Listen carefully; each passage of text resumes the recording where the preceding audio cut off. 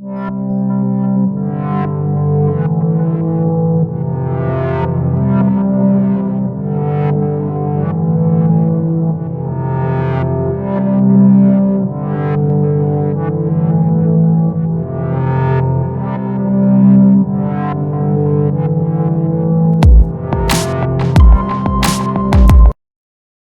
का market cap 2700 crore का है, मतलब कंपनी भी स्मॉल कैप है। एक्शन कंस्ट्रक्शन इक्विपमेंट एनएससी पर एसी करके ये लिस्टेड है। करंट मार्केट प्राइस अगर देखें 228 का है। कंपनी का स्टॉक भी देखें तो 25 का, मतलब कंपनी भी सस्ती मिल रही है। अगर बुक वैल्यू देखें तो 62 का है। डिविडेंड कंपनी अच्छी देती है। फेस वैल्यू देखें तो 2 का है। आरओई 16 का है, मतलब कंपनी अच्छी है। आरओसी अगर देखें तो 22 का है, जो एक अच्छा माना जाता है। कंपनी का डेट टू रेशियो है तो 0.01 का, मतलब कंपनी ऑलमोस्ट डेट फ्री है। कंपनी के ऊपर डेट 9.39 करोड़ का है। और रिजर्व अगर देखें तो 730 करोड़ का है, मतलब कंपनी के रिजर्व अच्छे, डेप्ट कम है। प्रमोटर्स होल्डिंग देखें तो 66.8% का है, जो अच्छा है। एफआईज होल्डिंग भी है इसके अंदर 4.65 है, और डीआईज होल्डिंग भी है 4.15। कंपनी छोटी है, इसके अंदर भी एफआईज और डीआईज इन्वेस्टेड है। चार्ट के ऊपर हम टेक्निकल एनालिसिस में डिस्कस करेंगे।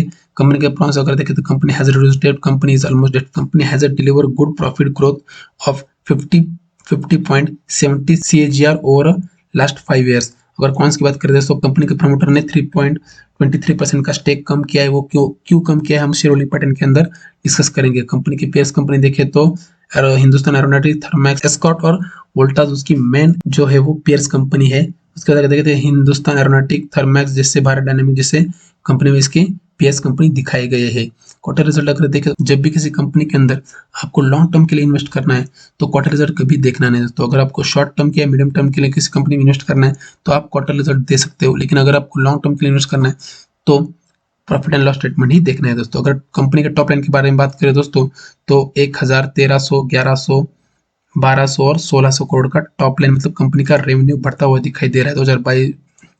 2020 में कंपनी का रेवेन्यू थोड़ा सा डिक्लाइन हुआ है, लेकिन वो कोरोना पैंडेमिक की वजह से हुआ है। अगर कंपनी का ऑपरेटिंग प्रॉफिट देखें तो 9298, 921119, 151, कंपनी का ऑपरेटिंग प्रॉफिट मार्जिन अच्छा खासा इंप्रूव होते हुए हमें यहाँ पर दिखाई दे रहा है। ऑपरेटिंग प्रॉफिट मार्जिन अगर देखें तो 8%, 7%, 8%, 10%, 9%, कंपनी का जो ऑपरेटिंग प्रॉफिट मार्जिन है वो धीरे धीरे बढ़ता हुआ हमें यहाँ पर दिखाई दे रहा है। उसके बाद नेट प्रॉफिट अगर देखें 52 करोड़, 55 करोड़, उसके बाद 52 करोड़, उसके बाद 80 करोड़ और अभी 105 करोड़, मतलब कंपनी का नेट प्रॉफिट इंप्रूव होता हुआ दिखाई दे रहा है। उसके बाद ईपीएस की बात करते हैं तो 4.78, 4.63, 7.03, अभी 8.82, मतलब कंपनी का ईपीएस भी उसी हिसाब से बढ़ रहा है। बैलेंस शीट के ऊपर अगर बात करें दोस्तों, तो बैलेंस शीट में रिजर्व अगर देखें तो 400 करोड़, 420 करोड़, 500 करोड़, अभी 730 करोड़ रिजर्व कंटिन्यू कंपनी के बढ़ते हुए दिखाई दे रहे। जबकि डेट अगर देखें तो डेट कंटिन्यू कम होता हुआ हमें यहाँ पर दिखाई दे रहा है। उसके बाद कैश फ्लो के बारे में डिस्कस करें दोस्तों, अपने एक्टिविटीज से कंटिन्यू प्लस में है, जबकि cash investing activities continue minus में है, जो कि एक अच्छी मानी जाती है। इन्वेस्टिंग एक्टिविटी के अंदर देखें तो सबसे ज्यादा अगर देखें तो कंपनी ने इन्वेस्टमेंट परचेज किया है, और डेली कंपनी अपने फिक्स एसेट को परचेस करती हुई हमें यहाँ पर दिखाई दे रही है। तो नेट कैश फ्लो देखें तो माइनस प्लस माइनस में चलती है। नेट कैश फ्लो का प्लस माइनस में चलता है दोस्तों।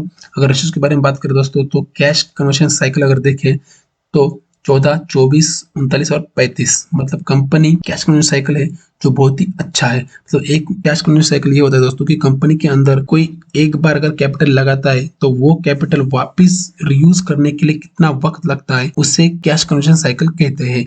अभी यहाँ पर अगर देखें तो 35 दिन के अंदर एक बार यूज किया हुआ कैपिटल वो दोबारा यूज कर सकते हैं 35 दिन के अंदर। और उसे अगर देखें तो 19, 20, 16, 21 एंड 23, मतलब आरओई कंपनी का अच्छा बढ़ता हुआ हमें यहाँ पर दिखाई दे रहा है। यह रहा share holding pattern. Share holding pattern के ऊपर नजर डाले दोस्तों, तो यहाँ पर 70% से लेकर प्रमोटर की होल्डिंग 66.76 हो गया, मतलब कंपनी ने प्रमोटर ने अपने शेयर्स होल्डिंग रिड्यूस किया है। वो क्यों किया है आगे हम देखते हैं, चेकआउट करते हैं। एफआईज की होल्डिंग 4.23 थी, जो अभी 4.65 हो गया, तो यहाँ पर आधा परसेंट की बढ़ोतरी हमें यहाँ पर दिखाई दे रही। उसके बाद अगर डीआईएस के पास देखें तो 2.01% थी, जो अभी बढ़कर 4.15 हो गया, मतलब यहाँ पर तकरीबन 2% की बढ़त हमें यहाँ पर दिखाई दे रही है। दोस्तों जब भी प्रमोटर्स की होल्डिंग कम हो रही है और एफआईज डीआईएस की होल्डिंग बढ़ रही है तो एक अच्छा साइन माना जाता है।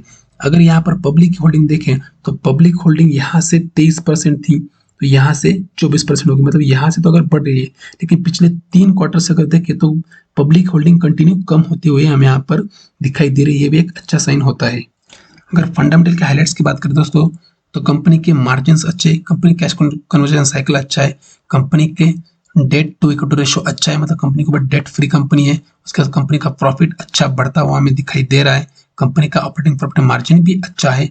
उसके बाद कंपनी अभी अच्छे वैल्यूएशन पे मिल रही है, कंपनी का शेयर होल्डिंग पैटर्न भी अच्छा है। मतलब ओवरऑल अगर बात करें तो कंपनी के फंडामेंटल्स तो अच्छे हैं। अभी आगे देखते हैं कंपनी का टेक्निकल एनालिसिस। कंपनी का टेक्निकल एनालिसिस करने से पहले एक बात बताना चाहता हूं दोस्तों कि किसी भी कंपनी के ट्रेंड 3 होते हैं, एक अप ट्रेंड, एक डाउन ट्रेंड और एक कंसोलिडेशन जोन। अभी ये कंपनी, अभी कौन सी भी कंपनी को ट्रेंड एनालिसिस करते हैं तो 3 पैरामीटर में देखते हैं। पहले तो लॉन्ग टर्म में ये कंपनी कौन से ट्रेंड में आती है, शॉर्ट टर्म में ये कौन से ट्रेंड में आती है और फिर मीडियम टर्म में ये कौन सी ट्रेंड में आती है। किसी भी कंपनी में इन्वेस्ट करने से पहले ये तीनों टर्म में से 2 टर्म है जो टर्म है वो अप ट्रेंड में होना चाहिए। मतलब लॉन्ग टर्म तो अप ट्रेंड में होना चाहिए, लेकिन शॉर्ट टर्म और मीडियम टर्म में से 2 टर्म जो है वो अप ट्रेंड में होना चाहिए। अभी हम देखते हैं वो तीनों टर्म में से 2 टर्म अप ट्रेंड में है क्या नहीं। दोस्तों अगर यहाँ पर हम देखें तो कंपनी 2020 से लेके अभी तक कंटिन्यू अप ट्रेंड में हमें यहाँ पर दिखाई दे रही है। मीडियम टर्म जो 6 महीने से कम होता है वो हमें कंसोलिडेशन जोन के अंदर हमें दिखाई दे रहा है, लेकिन अगर शॉर्ट टर्म अगर देखें जो 3 महीने से कम होता है वो हमें अप ट्रेंड के अंदर दिखाई दे रहा है। मतलब जो लॉन्ग टर्म है वो अप ट्रेंड में है, जो मीडियम टर्म है वो डाउन ट्रेंड में है और जो शॉर्ट टर्म है वो अप ट्रेंड में है। कंपनी के दोनों ट्रेंड अप ट्रेंड में है, लॉन्ग टर्म और शॉर्ट टर्म दोनों अप ट्रेंड में है। जो मीडियम टर्म है जो कंसोलिडेशन जोन में है। यहाँ पे मतलब इस कंपनी के अंदर हम अभी इन्वेस्ट कर सकते हैं। कंपनी का बिजनेस अच्छा है, फ्यूचर ग्रोथ करने वाला बिजनेस है। उसके बाद हमने फंडामेंटल देखे, कंपनी के फंडामेंटल अच्छे हैं। अभी टेक्निकल के अंदर भी हमने देखा कि कंपनी में हम इन्वेस्ट कर सकते हैं क्योंकि कंपनी अभी अप ट्रेंड में है। लेकिन अगर देखें दोस्तों तो कंपनी का जो मेजर रेसिस्टेंस है वो यहाँ पर एक है, उसके बाद यहाँ पर एक है और फिर ये वाला भी एक कंपनी का रेसिस्टेंस है जब यहाँ पर अभी कंपनी है। तो दोस्तों कंपनी में इन्वेस्ट करने से पहले कंपनी के फंडामेंटल अच्छे है, कंपनी का बिजनेस अच्छा है। अगर कंपनी अप ट्रेंड में है मतलब कंपनी इन्वेस्ट कर सकते हैं। अगर आपको कंपनी के अंदर 100 रुपया लगाना है, कंपनी के अंदर 100 रुपया लगाना है 3 पेजेस के अंदर, इसके अंदर आपने इन्वेस्टिंग करना है। यहाँ एक इसी लेवल पर, दूसरा 250 का लेवल ब्रेक करती है मतलब ब्रेकआउट देती है तब, उसके बाद 275 का लेवल ब्रेक करती है तब इसके अंदर इन्वेस्ट होना है। यहाँ पर 20%, यहाँ पर 30% और यहाँ पर बचत 50% या फिर 40%, 10% आप कैच इन हैंड रख सकते हो। यहाँ पर अगर देखें तो कंपनी अप ट्रेंड में है और नीचे वॉल्यूम आ रहा है।